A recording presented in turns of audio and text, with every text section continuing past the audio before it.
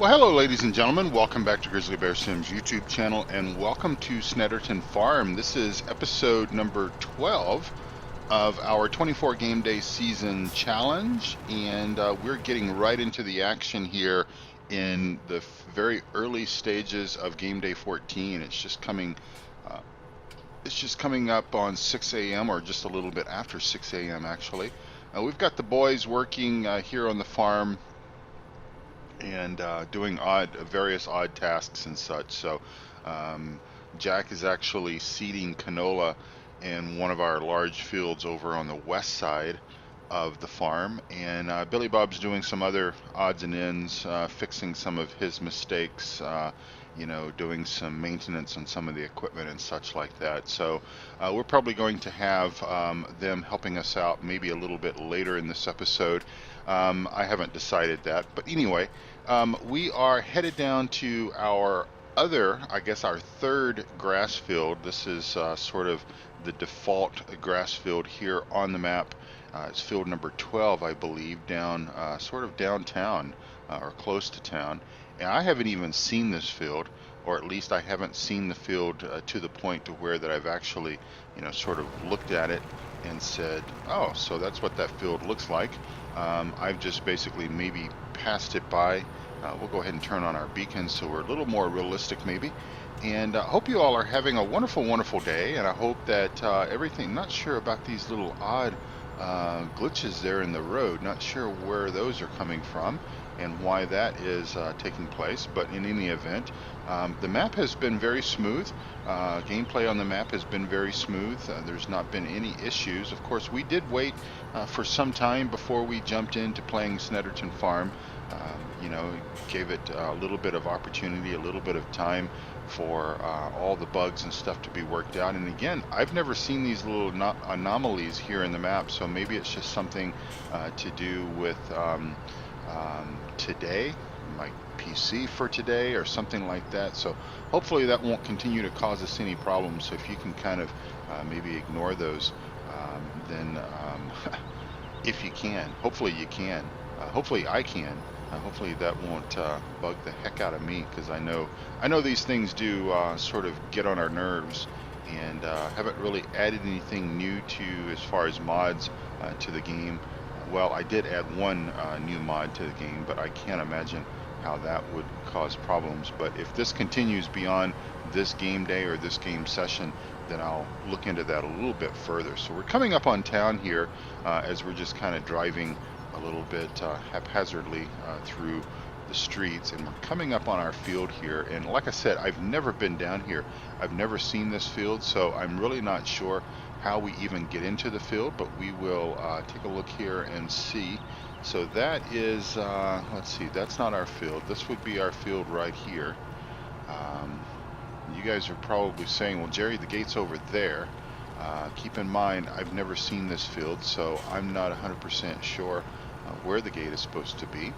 So let's just go ahead and proceed right on down this direction here and see if maybe we can spot the gate, and then we can go into the field. And then I'll continue talking about all the things that I want to sort of bring you up to speed on for this particular episode, this particular game day, all this kind of stuff. Let's go ahead and just kind of cruise around this direction. Again, all areas that I have not been to. Here's a gate back here. I don't know if this is the only gate, but we'll get out of these trees here. But it is the gate that we're going to use to get into this field and hopefully cut this grass. So we will go ahead and turn off our beacons because we don't need those any longer. And then let's go ahead and unfold the Starship Enterprise, our big Corona Big M mower. This is one fine piece of kit. As I move forward just a little bit and get off that fence post, we'll go ahead and lower things down and turn on the Big M and get her big engines fired up. And let's just go ahead and start making grass. So I hope everyone is having a wonderful, wonderful day. This is a fairly nice field for mowing grass on. Our plan for today for this field, for this grass, is to make hay out of this. So we will cut this grass, and then we will head back up to the main farm. We don't have rain in the forecast for today, so that is a good thing. So that gives us a little bit of time to go ahead and go back up to the main farm, grab a tractor, a tedder, and come back down. And then most likely we will bulk collect this hay.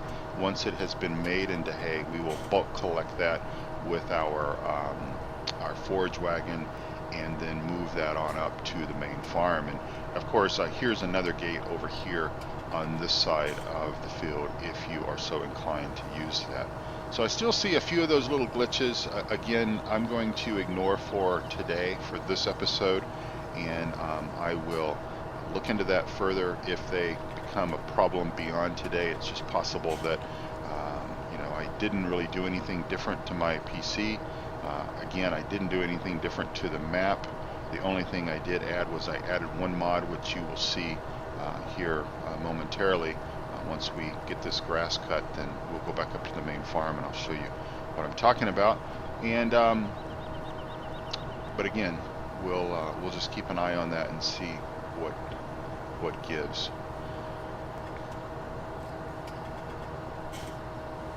Nice big field. I guess I didn't realize that this field was as large as it was when I set out the plan for good value barbecue. I'm gonna have to come down here and check that out. And there's another gate as well. I guess I didn't realize how large this field was when I set out our plan for the map by adding those two super large grass meadows, hay meadows that I incorporated into the map. The big fields in the upper right hand corner and the upper left hand corner, or maybe said another way, in the upper northeast corner and the upper northwest corner. But in any event, we've got those and we're going to need them. We did go ahead and increase our cattle head count on up to what did I do? Did I do 200 or 250 on the cows? I can't remember now, and that was just like 2 days ago. 250. So I went ahead and increased our head count of our dairy cows up to 250. I sort of figured, well, if we're going to have this money basically sitting around, we might as well have the money sort of working for us instead of it just sitting there in cash form. If it could work for us, that would be a better opportunity, almost like a savings account, if you will. So, I suppose I invested whatever money that was needed to invest to bring an additional 150 head of dairy cows into the farm, and so that is our savings account. They're going to work for us, and they're going to work quite well for us. And I really think that based on the size of the map and based on the resources that we have available, or at least the resources that we will have available to us, that number of cows will be fine. We'll be able to keep up with that, and it will make it'll make the effort of moving materials, grass, hay, straw, total mix ration, silage, etc., water, all those elements that we need to keep our animals alive. It'll make that a little bit easier. We'll be hauling over, hopefully a full tipper of those materials, and then be able to feed that to the animals. So again, I know that the yield on this field is probably not going to be as well or as good as it could be if we maybe waited just a little bit longer to cut the grass. But I'm kind of hoping that of these fields, which were sort of the pre-populated or pre-planted grass fields that Stevie gave to us on the map, I'm sort of hoping that we can get at least 2 cuts of this if I could drive in a straight line. And I'll tell you why I'm struggling to drive in a straight line in just a few minutes, and I think you'll understand why I'm driving a bit erratic this morning. But anyway, this is the grass that Stevie planted for us on the field. And again, I'd like to try to get about 3 cuttings, if possible, of these fields. And even if they're maybe shortcuts, then that's at least helps us break the workload down to a happy medium, something that we can maybe keep up with. And then of course, with our big fields in the northwest and northeast corners that I was talking about, I failed to remember those field numbers, but it really doesn't matter. Those fields I'm hoping to get, well, I know we will get one cut out of those. I think it may boil down to whether we have the time. Um, I'm sure we will, because things are going to get kind of boring in the summertime. There's not going to be a whole lot to do in the summertime. But anyway, at least get one cut out of those, and two, if we're lucky. And the reason why I'm sort of on the maybe on the fence on whether we get a second cut or not, it might be whether we need it or not. If we don't necessarily need it, maybe we will just kind of strive to get one cut out of it. But if the work needs to be done and if we've got the time to do it, then obviously we will do it to keep the series moving along. So why am I driving sort of erratic? Have I had something to drink? No, it is just after 6:30 in the morning, my time, real life time. So no, nothing to drink, and I didn't have anything to drink last night either. So let me back up and tell you a little story. Let me set the stage that will kind of help you understand where we are with this particular point in time and some of the struggles that I'm having here. So either last winter or maybe, and I'm going to start my ups and downs right here. So maybe last winter, or maybe it was even in the springtime. Maybe it was early or mid to early spring. It's kind of hard for me to remember because this year has gone by super fast in the grand scheme of things. I don't know if you guys are feeling that as well. I don't know if you guys sort of think that way as well, but it really has. For those of us in the northern hemisphere where we're still just in summer, but not very much longer, just maybe another week or so before officially fall hits. But it really feels like that the summer has gone by super fast.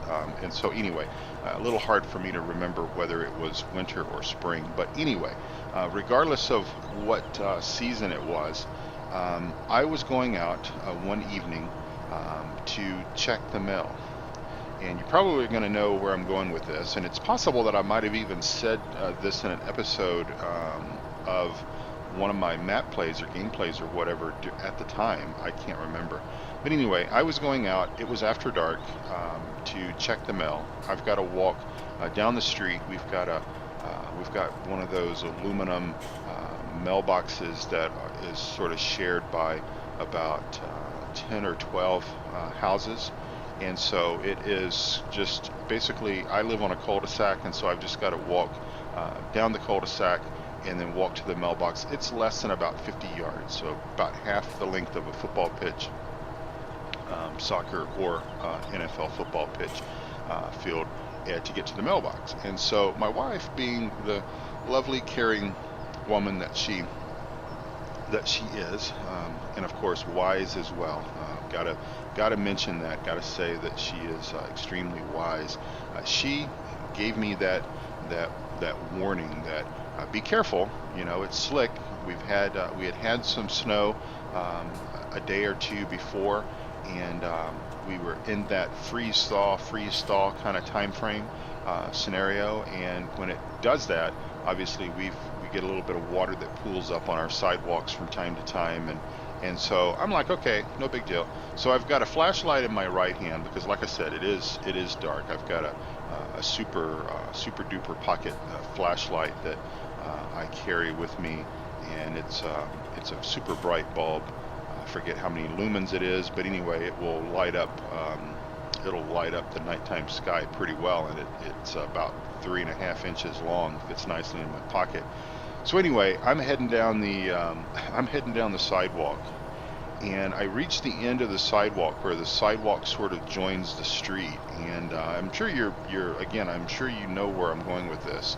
And so where the sidewalk joins the street is a slab of concrete, and it's a little bit lower than the street surface itself, and it's a little bit lower than the adjoining sidewalk that leads to my front door. And so why I didn't go out the garage door, which is what I usually do, I usually just go out the garage door, and then it's much easier and it's whatever, but I was in a hurry or whatever, and went out the front door, went down the sidewalk. Well, when I hit this little patch of sidewalk, between the street and the sidewalk itself. Um, I slipped, and because I had the flashlight in my right hand and also probably the mailbox key as well, um, I fell, and when I fell, I braced myself. I reached back and tried to brace myself with my left hand. So I came crashing down on the sidewalk, and you know, um, pride injured was about the only thing that I thought I was dealing with. I was sore. My rear end, my tailbone was sore because I did hit the concrete fairly hard when I came out. I mean, basically, I simply upended myself. You know, if you're thinking of a cartoon character slipping on a banana peel, that is more or less what it sort of looked like. And you can laugh and everything. I don't have a problem with that, because obviously, like I said, it's been 6 or 7 months ago. I'm pretty sure, maybe even further than that. Well, anyway, I landed quite hard, but I also landed quite hard on my wrist. And again, I was trying to brace myself with my wrist, with my left hand. And I think that's sort of a natural thing. If you fall forward, you often are throwing your hands out in front of you, trying to break your fall, because I guess you're saying, okay, well, I would rather sacrifice my arms, my hands, my wrists, and everything to avoid slapping my face into the pavement.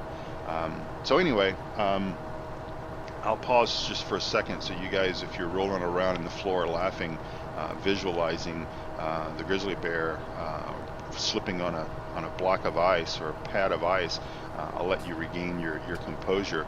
But in any event, I thought it was done. I thought it was over. I thought the worst was just the pride, going back into the house and more or less admitting to my wife that I had just taken a tumble, when she had told me, warned me, cautioned me, and even she actually even told me, she says, just go to the mailbox tomorrow. Just stop by the mailbox on your way to work.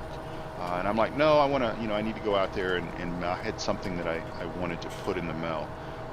So anyway, I go out there, or I come back in the house and I tell her, I've slipped and fallen. I didn't even make it to the mailbox, by the way. So that's just how crazy of a situation this thing is. I didn't even make it to the mailbox.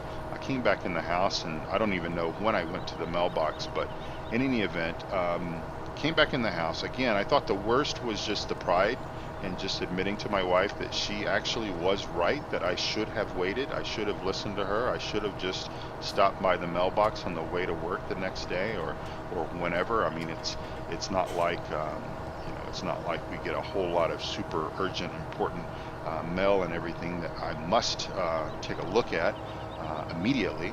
And oftentimes I only check the mailbox a couple of times a week anyway. So anyway, I dealt with the pain, and at the time my wrist was a bit sore, my tailbone was a bit sore, my pride was obviously the thing that was probably the most damaged, and life went on.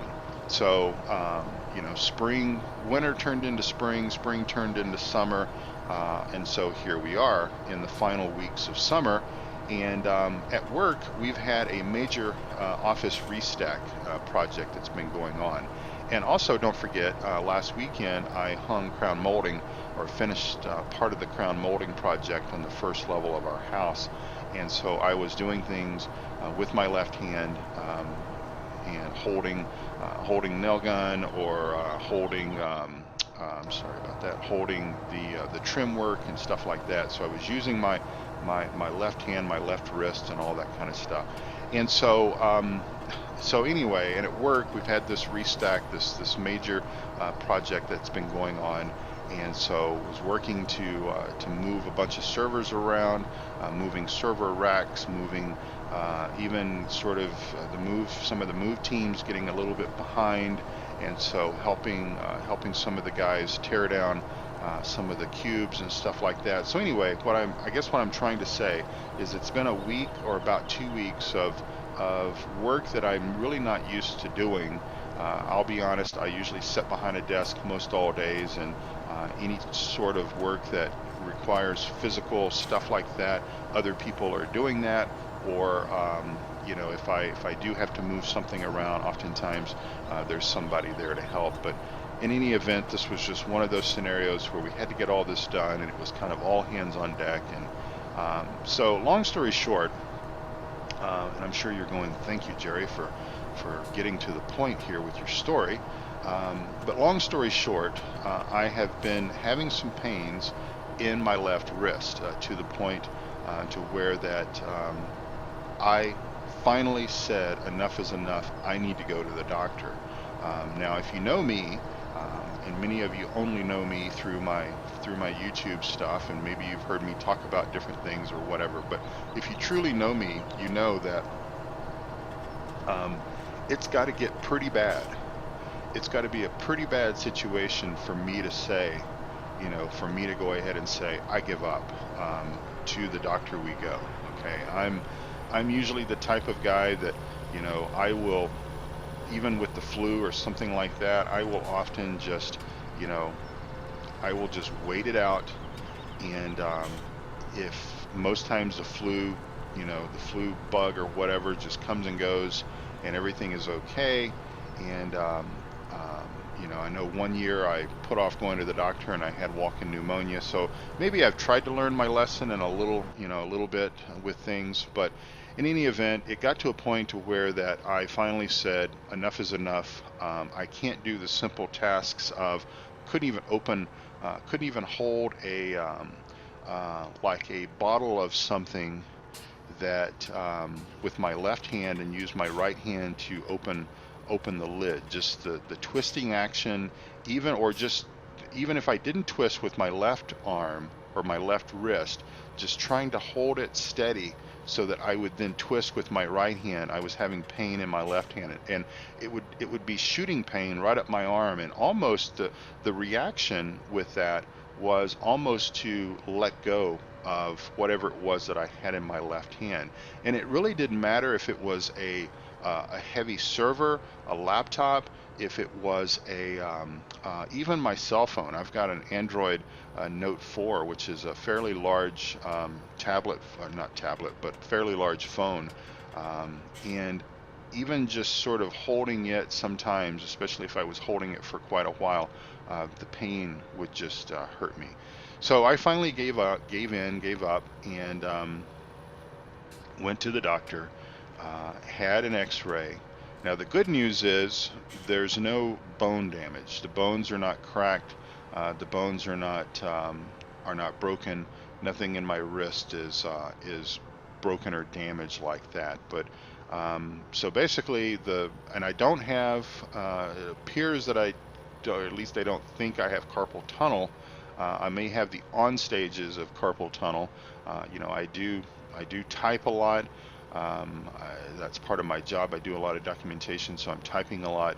Obviously, the gaming and everything that I do I don't think is hurting it necessarily, because I basically do, other than Car Mechanic Simulator, where I do have to sort of hold my left hand over the Q or the WASD keys to control the movement around the shop.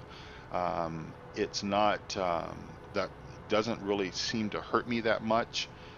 And of course, simulation-based games like this, I'm driving and I'm using my wheel. So basically, I don't think that's it. But in any event, I've got a brace on my left wrist, and that's why I was driving a little bit erratic, because I was having to essentially drive with my right hand, and which I'm right-handed, obviously, so that's should be a natural thing. But I was driving with my right hand and trying to do things with my left wrist in that splint. It's a big hard splint. It allows my fingers to move somewhat independent, so I can type, I think, fairly well with it. I hope I can. It's really I just got this thing on just got the splint on Friday, so I basically went to the doctor on Friday. So we'll see how it goes. But basically, I'm like a one-armed bandit, really, with this, because, as I said, it's a little hard for me to do things just one-handed. one-armed. So anyway, all right, so our mowing is done. So we're going to jump in our little John Deere. You know, I bought this John Deere just because I sort of felt like that, well, I needed to have a John Deere on the map. I felt that, you know, I just completely parked that guy in the wrong place. Hopefully we can get out here, and I'll come back and sort that out later. Looks like Jack is done. So we will. I tell you what, I'm going to take a break and do an edit here, and then we'll make sure that Jack is actually really done, and then I'll come right back to you here. So hang on, stand by. All right back with you now, and we are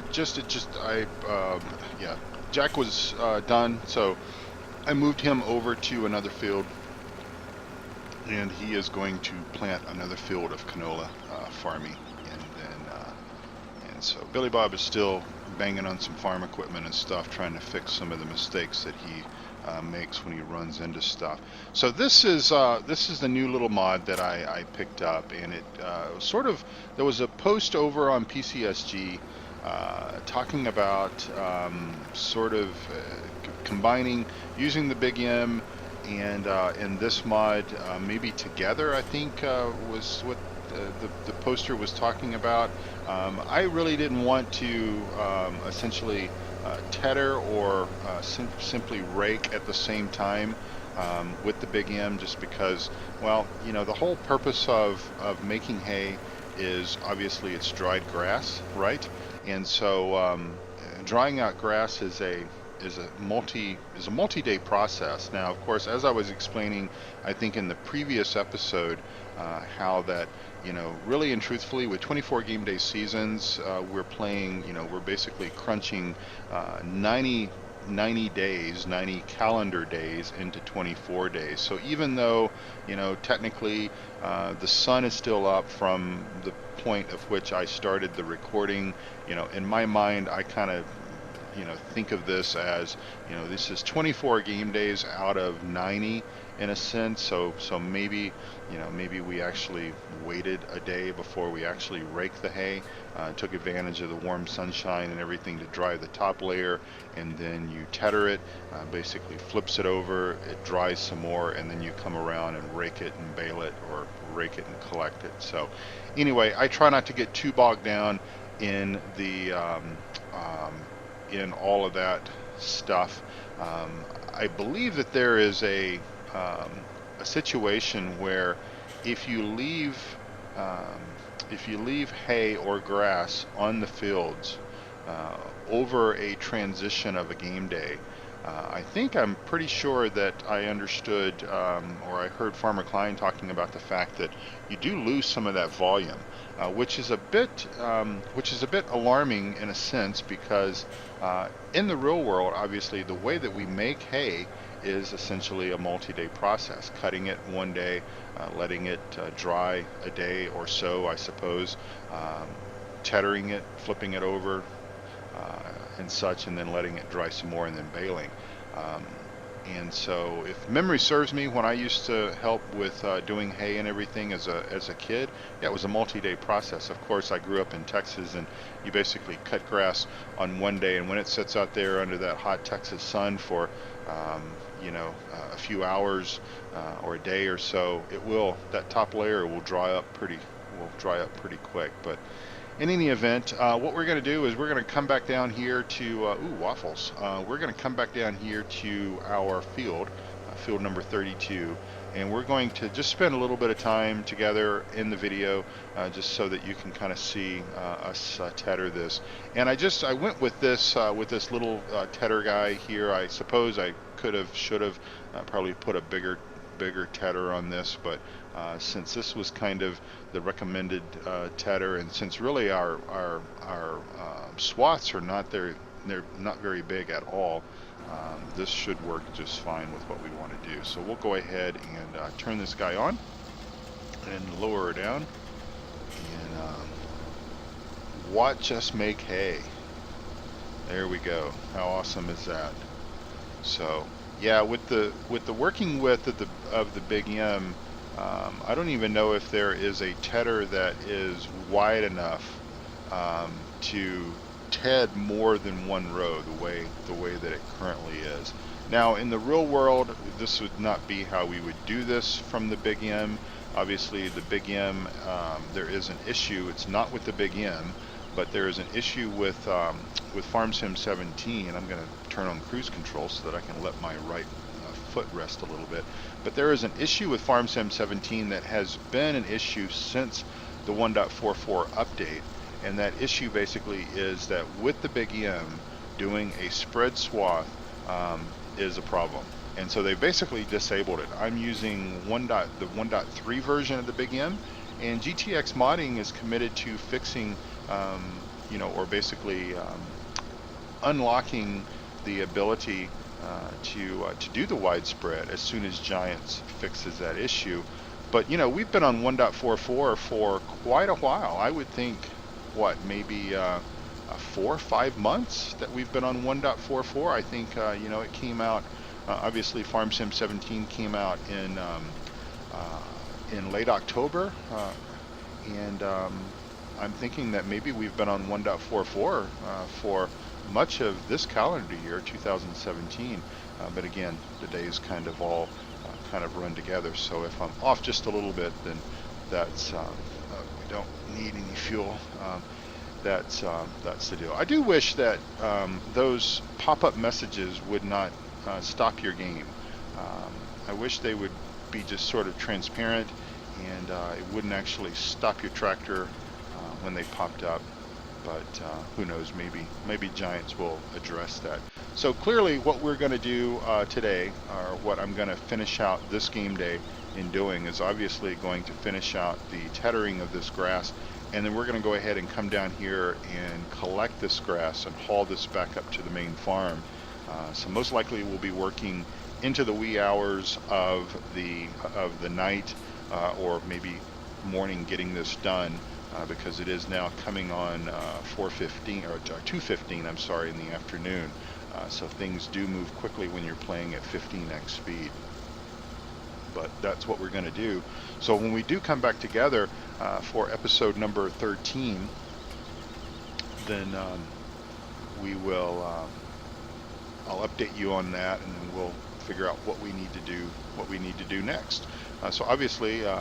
We'll have the boys continue their cultivation and planting of the fields as we continue to plant our cereal crops, those that can be planted at the 41 degree Fahrenheit soil temperature range. And then continue to do that until we reach a soil temperature that is more suited for other crop types. I think we're going to do some sugar beets. No, I'm not going to do a huge field in sugar beets. I'm not that crazy. The whole harvesting of sugar beets is a pretty slow process. But we will probably do a smaller field in sugar beets just for the sake of doing it. And most likely we will rent the big sugar beet harvester to pull those sugar beets in. And once they are ready, obviously. We'll be planting soybeans as well. Try to get most of the crop types. Of course, we've got a lot of new crop types on this map, and thank you to those who did sort of confirm what I was thinking, that those other cereal types like rye and such should produce a straw swath if we want it. And so obviously we've got our wheat fields that we planted in the previous game day, previous episode. We've got those. We'll probably plant a field of barley, and we'll obviously have that as well to be able to pull straw off the fields, and that way we'll have straw for our mixed rations as well as bedding for our pigs and our dairy cows. So it's a little hard for me to know exactly how long this episode is, because I forgot to set my alternative timer, and OBS, obviously without a pause feature for OBS, it is telling me that the recording has been running for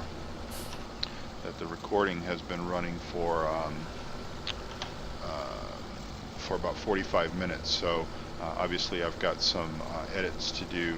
No, I'm sorry, 35 minutes. So I've got some edits to do, so the overall length of the video should come down a little bit. So thank you all so much for watching. I do appreciate it. Oh, wait. Word of the day. Word of the day. Word of the day for today, for episode number 12, is the word wrist.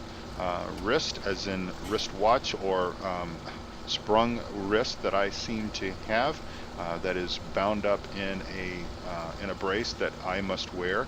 The doctor told me he wanted me to wear it religiously, and of course my wife was in the room when he said this, and of course Katie barred the door, because she will pretty much haunt me each and every day, each and every hour of the day. She is a terrific woman. I love her so much. I really, truly am still in love with this woman.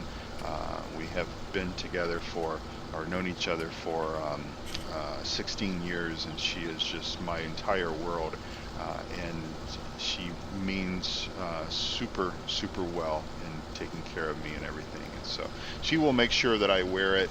And of course, my driving and other things may be a bit erratic. I do have to hit a few keys on my keyboard from time to time, and obviously I've been used to doing those with my left hand. So those may be a little bit odd, as again, it's still in this brace thing. And so I can steer, I can actually drive my car easier and better than I can drive my G27 wheel, because my steering wheel in my car is obviously bigger than the G27 wheel, and so I've got a little bit more real estate. I've got fairly large hands anyway, and so the wheel, the G27 wheel, is kind of like a little super small wheel for me, for my hands, compared to a steering wheel in a car. But in any event, the word of the day is wrist. Thank you all so much for watching. Please take care of yourselves, and please take care of each other. You know, that's all we have here on this earth, is we only have each other. And I hope that you will return to another episode of Grizzly Bear Sims here on Snetterton Farm. And very much kind thanks out to Stevie. Not sure if he watches my episodes if he has time. Stevie has basically gone back to work. He's accepted a job, I think in logistics or something, according to his Facebook post. And best wishes to him, and I know that his modding time and everything will be slowed down quite a bit. But I guess he's maybe changed his mind, and he's not actually retiring completely, because since he actually said he was going to retire, I think he's produced at least 2 maps that I know of, and he seems to still talk about the fact that he will be doing things, but obviously it will be at a slower pace. So anyway, thank you all so much for watching. I'm going to say goodbye, take care, and I'll talk to you all very soon. Bye-bye.